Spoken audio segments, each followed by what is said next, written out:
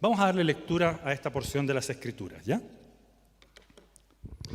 Dice el apóstol Juan, es la versión NBI la que voy a leer por si acaso.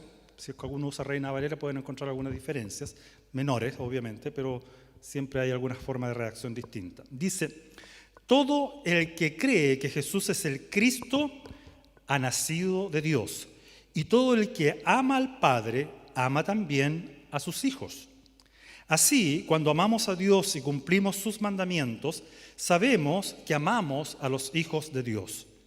En esto consiste el amor a Dios, en que obedezcamos sus mandamientos. Y estos no son difíciles de cumplir, porque todo el que ha nacido de Dios vence al mundo. Esta es la victoria que vence al mundo, nuestra fe. ¿Quién es el que vence al mundo, sino el que cree que Jesús es el Hijo de Dios? Oremos una vez más. Señor, queremos implorar ahora tu dirección. Lo hemos hecho durante todo el culto, pero sin duda, Señor, al compenetrarnos en el análisis de tu palabra, necesitamos, Señor, con urgencia que tu Espíritu Santo guíe nuestras mentes y nuestros corazones para entender tu palabra, para comprender el mensaje que tú tienes particularmente a cada uno y a tu iglesia. Señor, por nuestras propias habilidades o capacidades nunca podremos sacar el provecho adecuado de tu palabra. Por eso recurrimos a tu ayuda, a aquel que inspiró la palabra, a tu Espíritu Santo, para que Él ilumine nuestras mentes, sensibilice nuestros corazones y podamos entender y aplicar la Escritura a nuestra vida. Te lo ruego y agradezco en el nombre de Jesús. Amén. Amén. Muy bien. Eso pasa cuando uno se mete con la tecnología.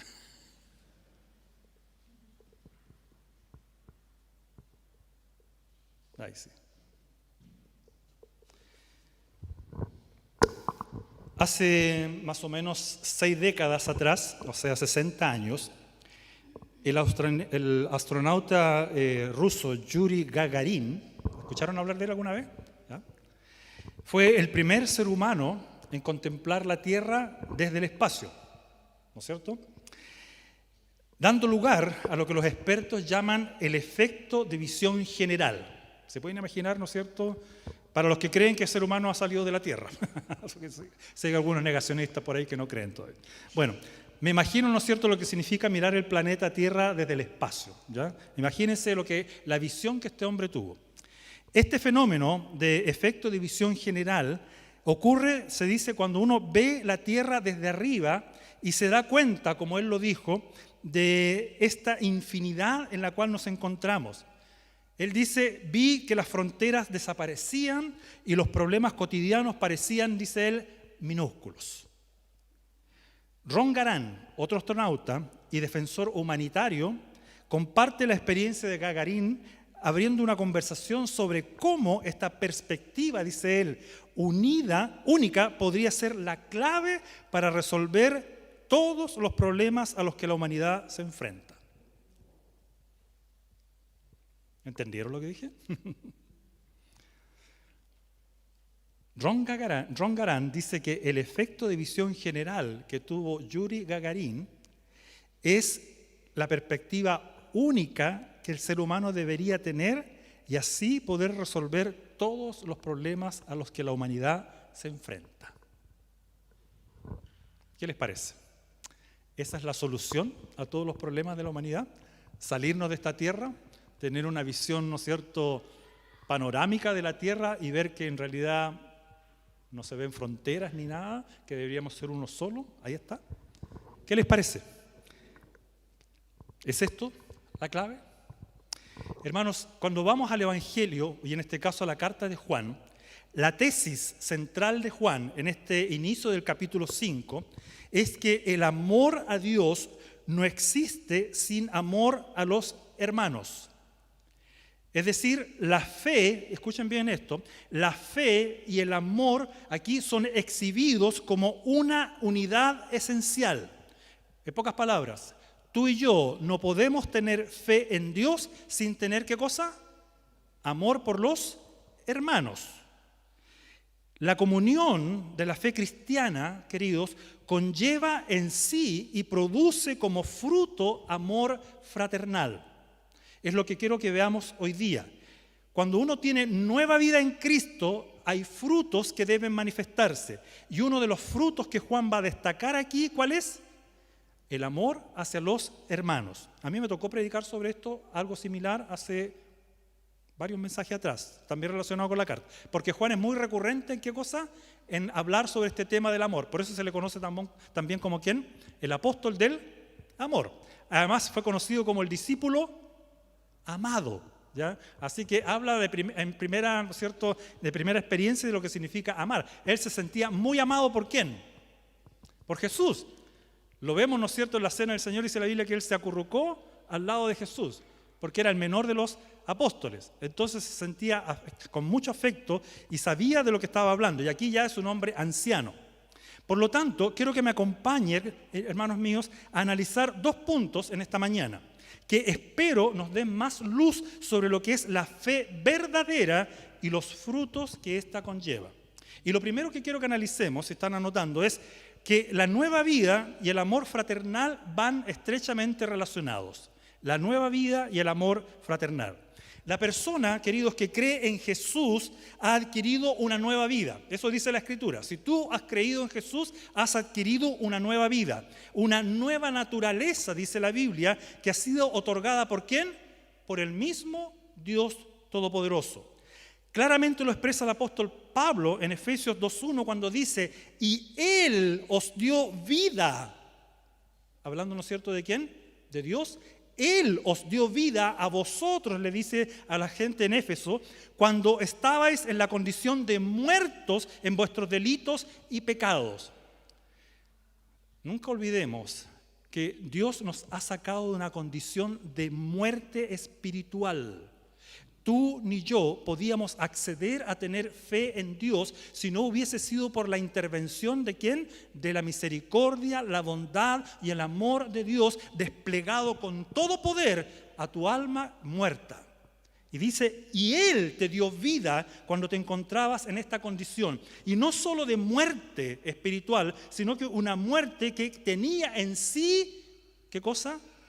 Toda la maldad, ¿no es cierto?, almacenada en el alma, muerto en delitos y pecados. Éramos delincuentes a los ojos de Dios, con un prontuario que nos llevaba ¿a dónde? A la condenación. También Pablo en 2 Corintios 5:17 reitera esta verdad cuando dice, de modo que si alguno está en Cristo, ¿qué sucede? Nueva criatura es. Las cosas viejas, dice, ¿cuáles son las cosas viejas? Esto de estar en la condición de muertos en delitos y pecados, dice, las cosas viejas pasaron, he aquí todas son hechas nuevas. Hay un cambio radical, de muerte a vida, de delincuente a santo. Son cambios, ¿no? Cambios. Hermanos, esta gran verdad es la que Nicodemo, un maestro del Sanedrín, no lograba asimilar a pesar de todo el conocimiento que tenía del Antiguo Testamento, de todo lo que sabía de las Escrituras, a lo cual el Señor apeló en esta conversación ahí en Juan 3, cuando le dijo, Nicodemo, ¿necesitas qué cosa? Nacer de nuevo. Y Nicodemo dijo, ¿cómo es la cosa? Y él racionalizó el tema y pensó que eso significaba que tenía que volver a ser ¿qué cosa? Un bebé en el vientre de su madre, ¿no es cierto? Y empezar de nuevo otra vez. Pero no lo entendió. No, le dijo Jesús. Te estoy hablando de que necesitas nacer ¿qué cosa? En tu espíritu. Y esto, el mismo Jesús le dijo, tú no sabes de dónde viene el espíritu ni a dónde va. Es como el viento. Tú no sabes de dónde viene ni a dónde va. Así es todo el que nace de nuevo. ¿Y qué le está diciendo con esto? De repente algo misterioso para muchos, ¿verdad? Cuando dice, ¿pero qué está diciéndole Jesús en esto? Entonces Nicodemo queda más confundido. Todavía no entiendo qué significa esto. No te preocupes, Nicodemo. Cuando suceda, sucederá. Porque no depende de quién, de ti. No depende de decisiones personales. En una época en la cual en muchas iglesias evangélicas se enseña el decisionismo, esta capacidad pareciera que tuviésemos de poder decidir seguir a Jesús o no seguirlo, la Escritura claramente dice, esto no está en tus manos. Porque si estuviera en mis manos, yo siempre rechazaría a Jesús, porque no me conviene. Ahora, muchos ofrecen a Jesús de manera, ¿no es cierto?, tipo supermercado, como que Jesús le ofreciera, si vienes a Cristo, Él te va a sanar, si vienes a Cristo no vas a tener enfermedades, si vienes a Cristo no vas a tener pobreza, si vienes a Cristo no vas a tener problemas, Claro, si alguien me ofrece un Jesús así, yo encantado lo recibo, pues. Pero la Biblia dice que si aquel que le sigue tiene que negarse a sí mismo, ¿no es cierto?, y entrar al reino a través de muchas tribulaciones. Entonces el mensaje del Evangelio es muy diferente a lo que a veces hoy día se ha proclamado. ¿Por qué? Porque se ha sacado a Jesús del centro y se ha sacado a Jesús del Evangelio, de las Escrituras, y se ha creado un Cristo que no está relacionado con la revelación bíblica. Por lo tanto, cuando la Biblia nos habla, y Jesús le habló a Nicodemo, que tienes que nacer de nuevo, porque esto es lo que te va a transformar y te va a guiar a entender el Evangelio y las implicancias de la vida cristiana, estamos hablando de que este medio de transmisión, que es la palabra de Dios, que transforma el corazón humano, es la quinta esencia de la vida cristiana. Aquí radica el meollo de todo. Dios en su gran misericordia nos ha llamado a ser, como dice 2 Pedro 1:4, participantes de la naturaleza divina. Miren lo que está diciendo la Escritura. Cuando tú eres nueva criatura, cuando tú crees en Jesús, cuando tú has sido transformado por el poder de Dios, la Biblia dice que tú llegas a ser participante de la naturaleza divina. Por lo tanto, nacer de nuevo, tener una nueva vida, ser nuevas criaturas, ser participantes de la naturaleza divina, no son cosas, como dije, que podamos adquirir por nuestra propia voluntad o capacidad. Porque claramente el mismo apóstol Juan en su Evangelio, capítulo 1, versículo 13, nos dice: los cuales no son engendrados de sangre, ni de voluntad de carne, ni de voluntad de varón, sino que los que nacen de nuevo, los que creen en Cristo, son producto de la voluntad ¿de quién? De Dios. Es la voluntad de Dios, no es mi voluntad. Solo Dios, por medio de su gracia, nos puede hacer renacer a una nueva vida y realizar, queridos, una transformación radical de nuestra vida, capacitándonos, escuchen bien esto, capacitándonos y motivándonos a vivir para la gloria de Dios y el bienestar del prójimo. Aquí radica de manera tremendamente nueva para muchos tal vez y radical, reitero, lo que significa este nuevo nacimiento. Las motivaciones de un hijo de Dios ahora no están dadas para ser vistos por otros. Las motivaciones para hacer cosas, como dice 1 Corintios 13 cuando leímos, si yo entrego mi cuerpo para ser quemado, si yo soy capaz de dar mis bienes a los pobres, si yo soy capaz de trasladar con la fe montañas, la Biblia dice, esto de nada me sirve si no tengo, ¿qué cosa? El verdadero amor en mi corazón, el cual es dado ¿por quién? Por la estrecha relación de mi creencia en Cristo, hermanos míos, que produce este fruto. Porque ahí la motivación cambia. Entonces, no se confundan. En nuestra sociedad podemos encontrar gente de buena voluntad, sí. Gente que hace el bien, sí. El problema es, ¿por qué son motivados? ¿Qué los motiva? Y ahí cambia radicalmente. Algunos son abnegados, pero no hacen la motivación pensando ¿en quién? En el Creador, en Dios. Y esto es radical en la forma de ver el cristianismo. Por esto en Gálatas 5:22 Pablo nos recuerda que el fruto del Espíritu, el primer fruto que mencionaba, ¿cuál es? Amor. Amor. Es un fruto que nace del Espíritu de Dios. Es esto, querido, lo que Pablo le aconsejaba a Timoteo a tener presente cuando le dice en 2 Timoteo 1:7, porque Dios no te ha dado, Timoteo, espíritu de cobardía. Él te ha dado un espíritu de poder y de, ¿qué dice después otra vez? Amor y dominio propio. Queridos, yo sé, todos nos enfrentamos cada día a situaciones difíciles en la vida. A veces somos superados en nuestro fuero interno y a veces en nuestro físico para poder salir y afrontar los desafíos de la vida. Esa es una realidad porque vivimos en un mundo caído. Tú vives bajo el pecado, tú vives afectado por el pecado, en tu alma, pero también en tu cuerpo. Y a veces es muy difícil afrontarlo. Y Timoteo, que era un joven pastor, también luchaba con esto. Era un pastor que sufría de depresión cuando uno hace un análisis medio psicológico de la vida de este hombre.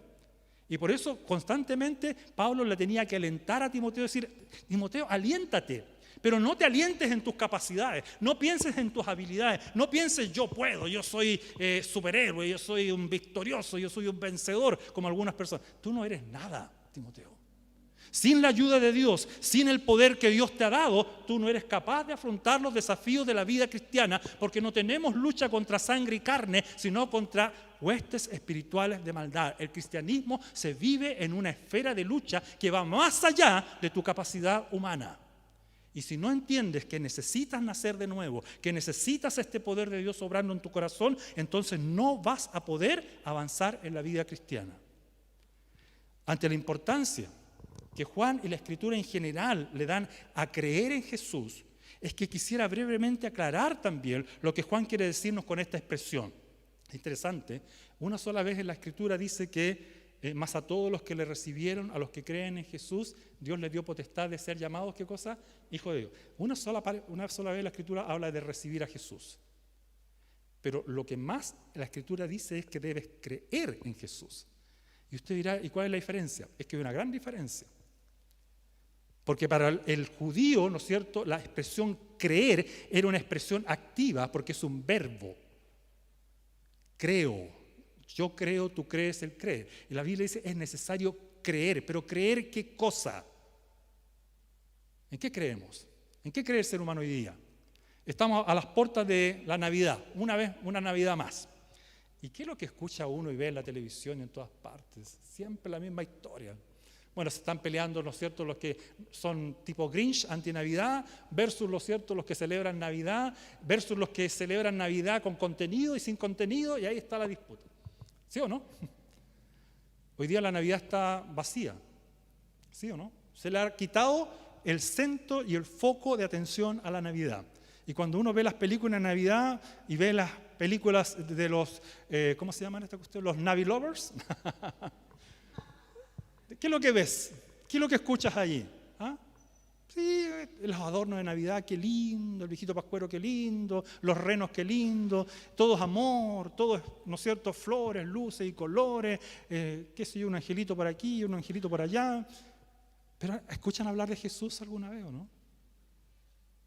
Rara vez se escucha hablar de Jesús, ¿verdad? Hoy día no, es una festividad más, es la fiesta. ¿La fiesta de qué? ¿Y por qué celebramos fiesta? Tú preguntas, no, es que es el tiempo para vivir en familia, para pasarlo bien, para hacerse regalos y todo lo demás. ¿Por qué lo menciono? No voy a hablar de la Navidad. Hermano, porque cuando hablamos de creer en Jesús, estamos hablando de algo que realmente tiene contenido. Esta expresión no es meramente una afirmación doctrinal, aunque tiene doctrina, aunque conlleva esto. No es tampoco un mero consentimiento intelectual acerca de algún dogma, aunque tiene dogma, aunque tiene, ¿no es cierto?, convicciones. Como bien lo expresó el comentarista W. de Boer, la verdadera fe es una convicción, dice él, interior que satisface plenamente el alma y que ocupa todo tu ser.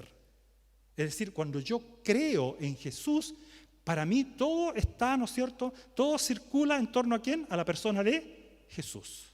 ¿Fanatismo? No. Es lo lógico si es que somos cristianos, nada más. Cuando experimentamos, por lo tanto, este creer, es cuando vivimos, queridos, verdaderamente una relación personal y estrecha con Jesús. Aquí radica la gran diferencia entre los gnósticos. Recuerdan que Juan está teniendo aquí una discusión con respecto a una filosofía que estaba siendo introducida en la iglesia y que todavía lamentablemente tiene sus raíces, ¿no es cierto?, aferradas aquí a la iglesia, no a esta iglesia en general, a muchas iglesias, ¿ya? Pero dice aquí que los gnósticos tenían una creencia en Jesús en la cual Jesús no era realmente aquello que se relacionaba con mi vida. Para ellos Jesús era algo ambiguo, algo etéreo, en el aire, algo que no tenía relación, ni siquiera creían que Jesús había venido aquí en carne, que Él no se había sacrificado en la cruz, que todo era algo espiritual, nada más. Le habían restado a Jesús contenido. Y esto es lo que Juan nos reitera en el versículo 1, enfatizando, dice él, la unidad estrecha entre la fe y el amor. Dice, todo el que cree que, ¿qué cosa? Que Jesús es ¿qué? ¿Qué cosa? El Cristo, dice. Hermano, no se trata de creer en cualquier Jesús. Una hermana me estaba preguntando ahí, ¿qué debo destacar de Jesús si yo me quiero reunir con algunos vecinos de mi barrio? ¿Qué hay que destacar de Jesús? ¿Jesús es el Mesías? ¿Desde cuándo es el Mesías? ¿Cuándo nació o cuando creció? ¿Desde cuándo Cristo es el Mesías, el Cristo? Desde siempre, desde la eternidad. Siempre ha sido el mismo. Ha sido el alfa y la omega, el principio y el fin. El Mesías prometido, el ungido, aquel que iba a aplastar la cabeza de la serpiente, ¿no es cierto?, a través de su sacrificio en la cruz. Estamos hablando de un Jesús que es el Salvador, de un Jesús que es el Creador, según Colosenses, porque todas las cosas fueron creadas por medio de Él y para Él. Estamos hablando de un Jesús que no se condice con la creencia que hoy día muchos tienen con respecto a Cristo. Y a veces aquí radica el gran problema de la fe. Porque decimos, me falta fe. Yo creo que el problema no es que te falta fe, el problema es cuál es tu objeto de fe. ¿En qué realmente estamos confiando? ¿En qué confío yo y en qué confías tú? A veces vuelvo a pensar que nuestra fe es una fe más que nada en mis habilidades. Oh sí, pastor, yo tengo mucha fe. Ese lenguaje me suena un poco extraño, me suena humanista, me suena, ¿no es cierto?, pensado en yo estoy aquí y soy capaz de salir vencedor. La Biblia no me habla de esto. Por eso el comentarista Kistemaker, cuando citando a Calvino, lo expresa y resume muy bien cuando dice: la fe en Jesucristo va inseparablemente unida al amor por los hijos de Dios. En esencia, dice, la fe y el amor son inseparables. Y en la familia de Dios, la fe y el amor por Él, por Dios y por sus hijos están totalmente integrados, fusionados. Todo aquel que cree que Jesús es el Cristo produce un cambio radical en su ser, porque ha nacido de Dios, dice. Y todo el que ama al Padre, por lo tanto, como fruto, ama también ¿a quién? A los demás hijos de Dios. Si en el versículo 1 Juan nos ha dicho que creer en Jesús resulta en amar a los hermanos como algo natural, propio de la nueva vida en Cristo, ahora en el versículo 2 invertirá la expresión diciéndonos que se puede saber que amamos a Dios. ¿Cuándo? Cuando yo amo a otro hijo de Dios. ¿Por qué lo dice y reitera Juan y lo dice de ambas maneras? Una especie de silogismo aquí, un razonamiento medio circular pareciera, pero la idea ¿cuál es? Algunos dicen, no, pastor, yo amo a Dios con todo mi corazón. ¿Podría ir a visitar a la hermana Juanita? No, pastor, es tan complicada esa hermana. Deme cualquier otra tarea, pero menos esa.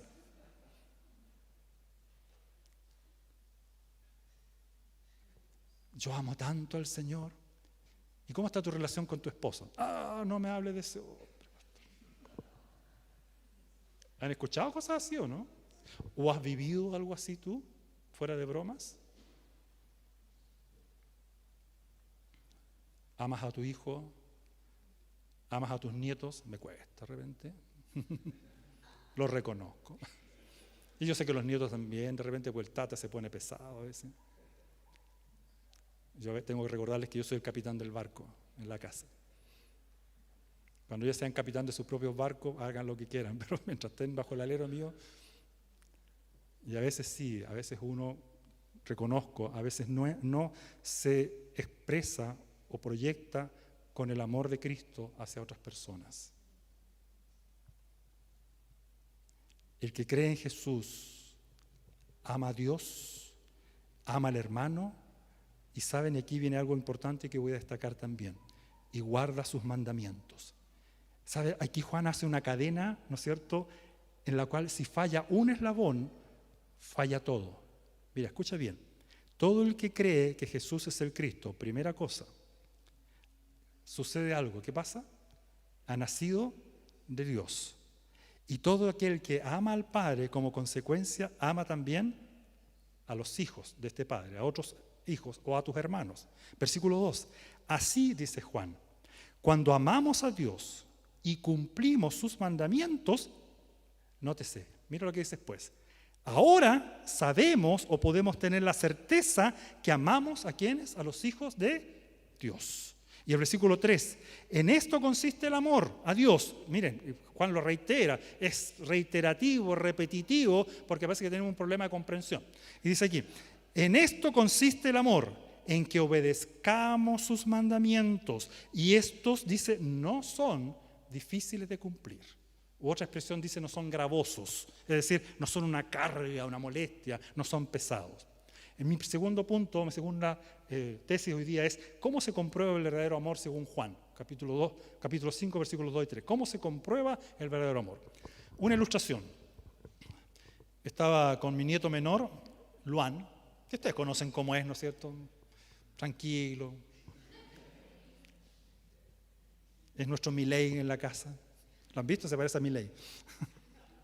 Medio loquito. Estaba con mi nieto menor sentado a la mesa mientras preparaba este sermón.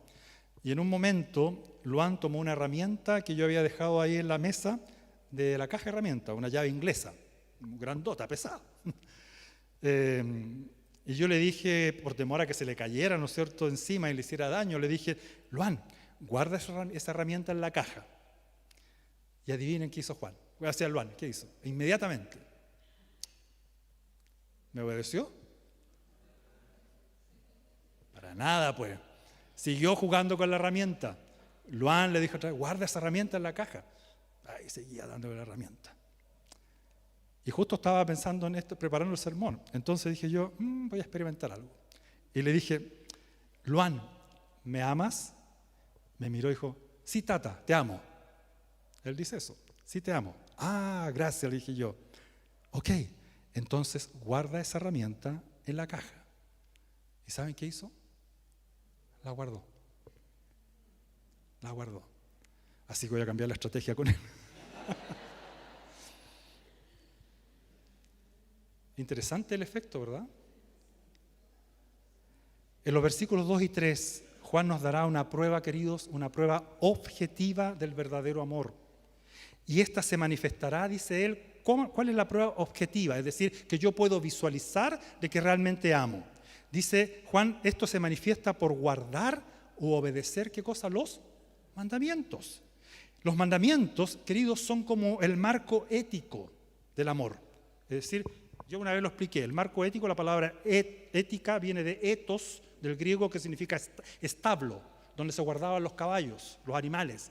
¿Sabe para qué es un establo, no es cierto? Porque de ahí no se pueden mover los animales. Ahí están, ese es su círculo, su cuadrado o rectángulo de movimiento. Ahí están. Es como un cerco, los mandamientos de Dios. ¿Por qué? Porque evitan que definamos el amor de manera subjetiva o tergiversada, como es tan común en estos tiempos.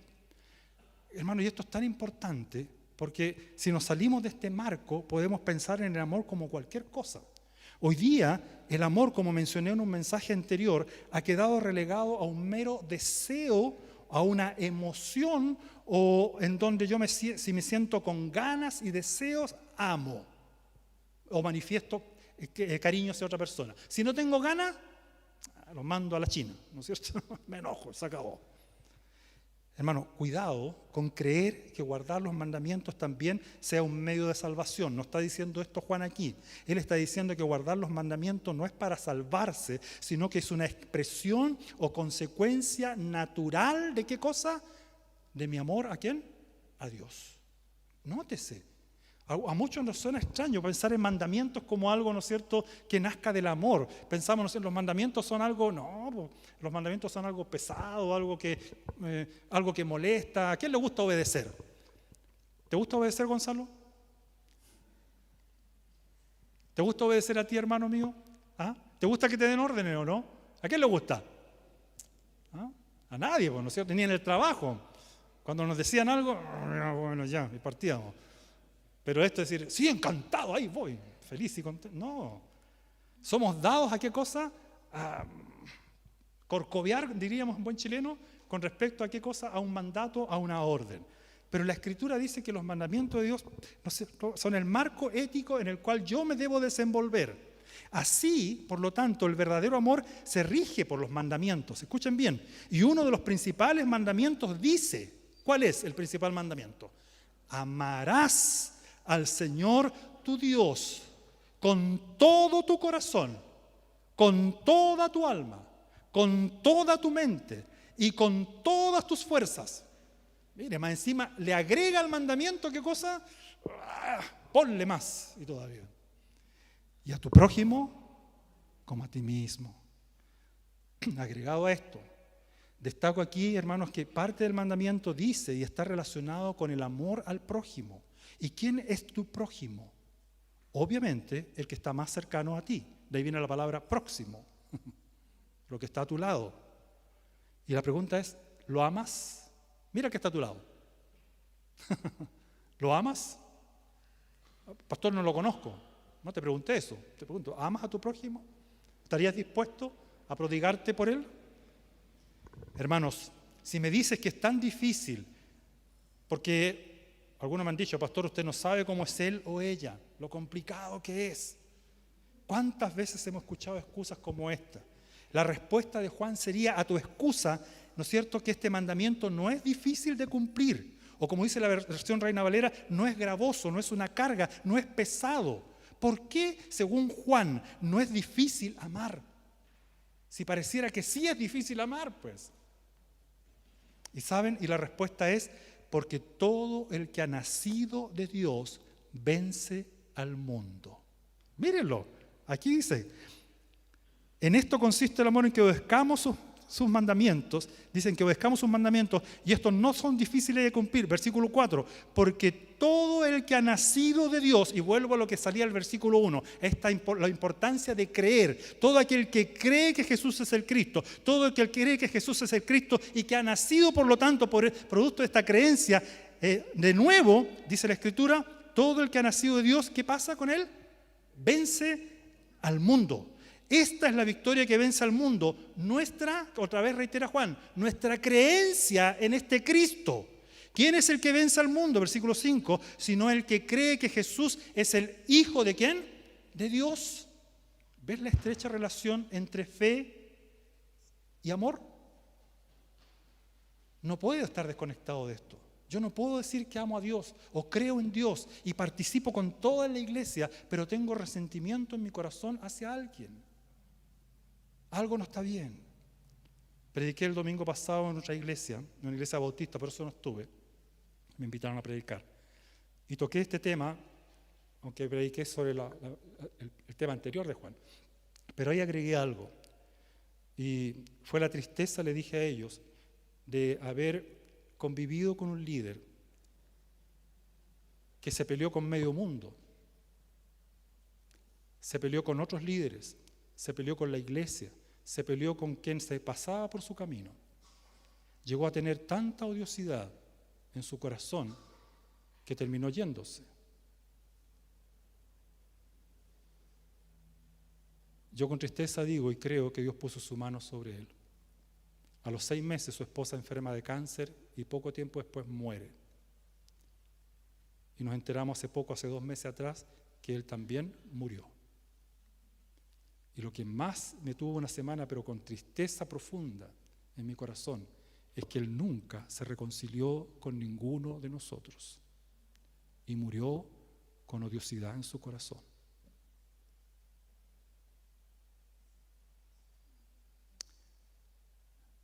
Solo quiero pensar que Dios es muy misericordioso. No sé qué ha pasado con la eternidad de su alma, no lo sé. Si lo analizamos a la luz de lo que dice Juan, es duro pensar en lo que puede haber pasado. Muy duro. Por eso es un llamado a atención urgente, hermano, para tu alma hoy día y para ti también si todavía no crees en Jesús. Porque la creencia en Jesús no está determinada ni siquiera por los malos ejemplos de supuestos cristianos. No está determinada por tus emociones o sentimientos que de repente están ahí arriba, en la euforia adorando a Dios, y otras veces te sientes con ganas de tirar todo por la ventana, ¿verdad? Si dependiera de eso, sería terrible. El cristianismo no depende de eso. depende, como dije, de una fe objetiva en Dios. Todo el que ha nacido de Dios vence al mundo. Hermanos, no necesitamos ser superhéroes tipo Marvel para vencer al mundo, sino solo héroes de la fe, como los mencionados en Hebreos 11. ¿Los has leído? Los héroes de la fe. Hombres, queridos, y mujeres comunes y corrientes, que se enfrentaron a pruebas y tentaciones, algunas inconcebibles. La Biblia dice, algunos fueron aserrados por su fe. ¿Sabe lo que significa aserrado? Eran colocados en una mesa y partidos vivos con una sierra por la mitad, por su fe en Cristo. Otros crucificados de cabeza, otros lapidados, otros atravesados por flechas y espadas por creer. Querido, la vida del cristianismo a través de la historia no ha sido fácil. Y si esto no es una verdad de que la fe en Cristo vence al mundo, entonces, y no predico sobre la importancia de un Cristo victorioso, no de mí, no de tu fuerza, sino de un Dios victorioso, entonces estoy preparando cristianos para el fracaso. Porque cuando vengan las pruebas y las luchas, vas a ser el primero en abandonar el barco, como ha sucedido con tantos.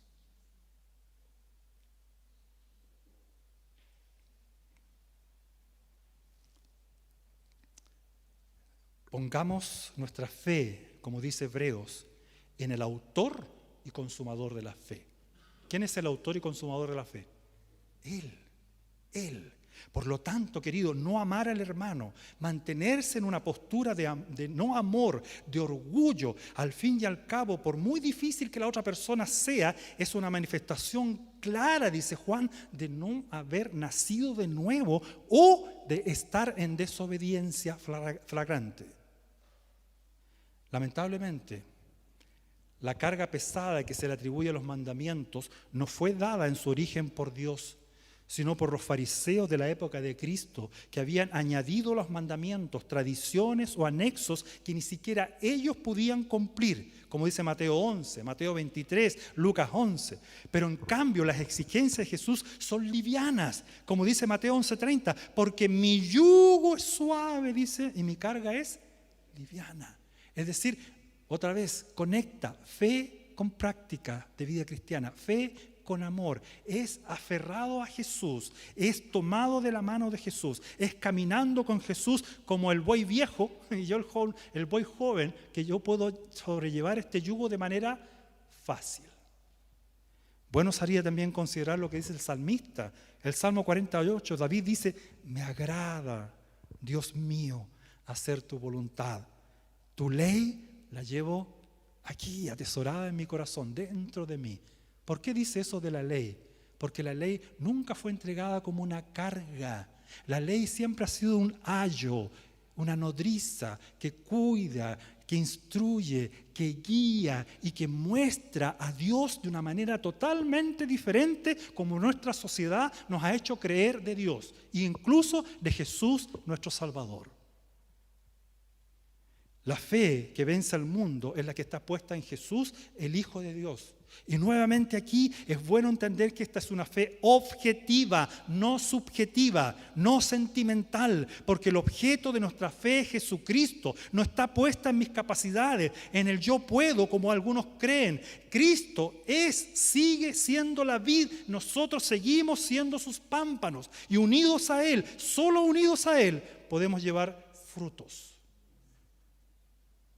Podemos en este caso amar a nuestros hermanos, amar a nuestro prójimo, sin que nada ni nadie lo pueda impedir.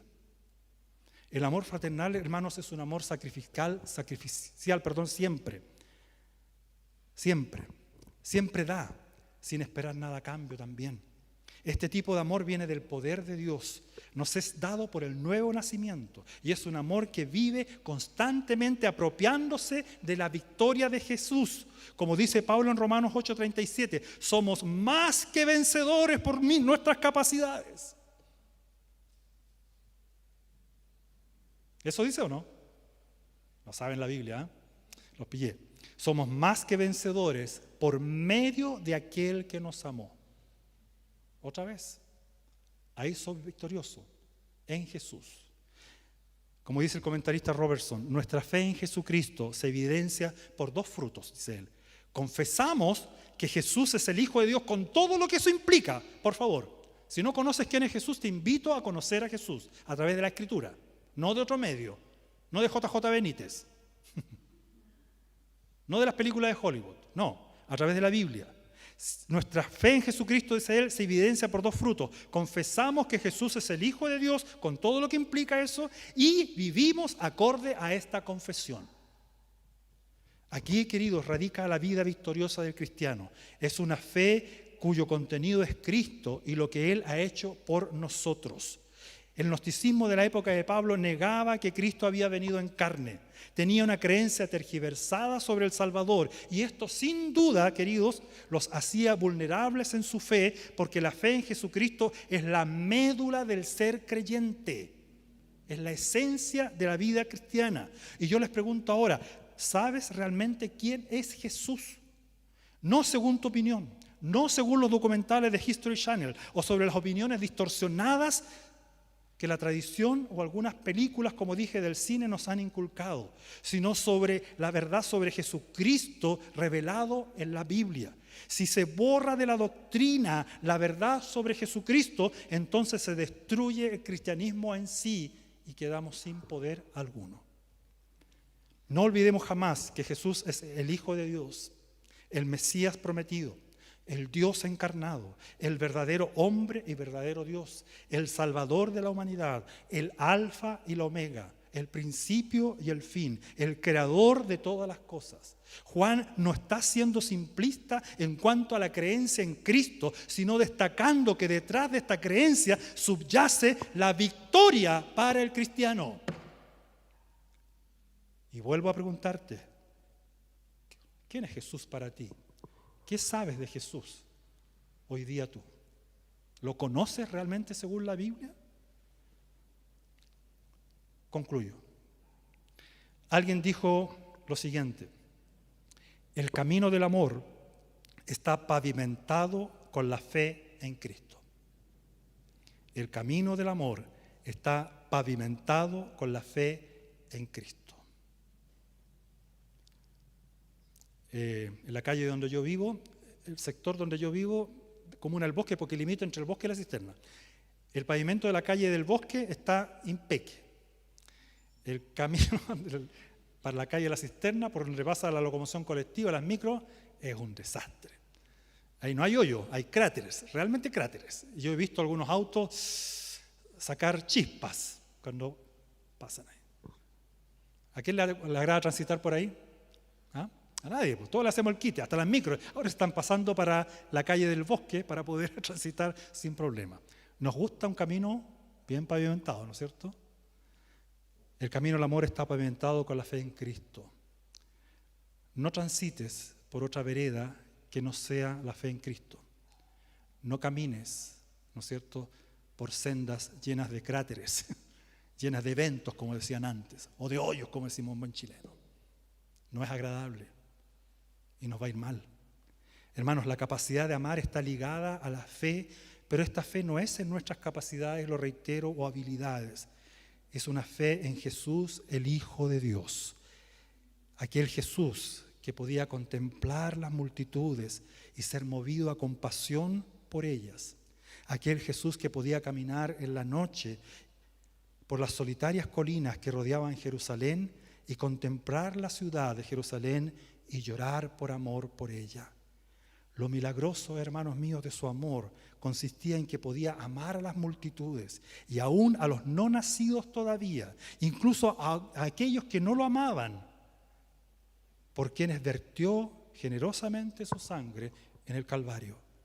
Su amor iba más allá de las pequeñas fronteras de su país, Judea, para extenderse por todo el mundo, por todas las edades. Dedicó tiempo a hacer feliz a las personas, aliviándolas de sus angustias y dolores. ¿Y por qué? Porque de tal manera amó Dios al mundo. No tenemos, hermanos, que mirar el mundo desde el espacio, como hizo Gagarin, y adquirir una visión macro de este para buscar la solución a los males del mundo, sino amar como Dios nos ha amado. Y no podemos decir que amamos verdaderamente a los demás hasta que no amemos a Dios con obediencia. 1 Pedro 4:8, el apóstol Pedro nos dice: sobre todo, ámense los unos a los otros profundamente, agrega. Es decir, pero con intensidad, porque el amor es lo que cubre muchísimos pecados, es lo que soluciona los problemas de la humanidad. Pregunto entonces, con esto, termino con estas preguntas. Primero, ¿has nacido de nuevo? ¿Todos los que están aquí han nacido de nuevo? ¿Podrían asegurar eso? ¿Crees activamente en Jesús? Entonces, te invito a que puedes y debes amar como Dios te ama y llevar frutos para su gloria. Si no amas, entonces el llamado urgente de Dios a tu alma esta mañana o esta tarde es ya a obedecer sus mandamientos. Y si aún no crees, a creer ¿en quién? En Cristo, con todo tu ser, y obtener la salvación de tus pecados que tanto requieres, porque sólo así podremos amar verdaderamente. Amén. Solo a Dios sea la gloria. Oremos. Señor, gracias porque tu palabra, Padre Celestial, siempre es tan cristalina, pristina, transparente, clara. Señor, no hay sombra de dudas cuando leemos tu palabra en obediencia y con el deseo de conocerte, con el deseo de honrarte, con el deseo de llevar frutos para tu gloria. Señor, que tu Espíritu Santo siga obrando por tu palabra en nuestras mentes y corazones. Necesito tanto aún cambiar en mi fuero interno. Tú me conoces, Señor. Tú conoces a cada uno de los que estamos aquí. Gracias, Señor, porque un día nos miraste con amor y compasión y quisiste rescatar nuestras almas de la condenación, trasladarnos de las tinieblas a tu luz, darnos nueva vida, hacernos nacer de nuevo, tener una convicción en Cristo Jesús renovada y fortalecida por tu palabra. Señor, si alguien aquí no te conoce aún como es revelado en tu palabra, que tu Espíritu poderoso obre salvación en este momento, que tú transformes los corazones, transformes las vidas. Si estamos en desobediencia los que somos tus hijos, perdónanos y renueva un espíritu recto dentro de nosotros. Haznos manifestar que realmente te amamos y amamos a los demás, obedeciendo tus mandamientos, tu preciosa palabra. Gracias, Señor. Oramos por estas cosas y rogamos por todo esto en el nombre de Jesús. Amén.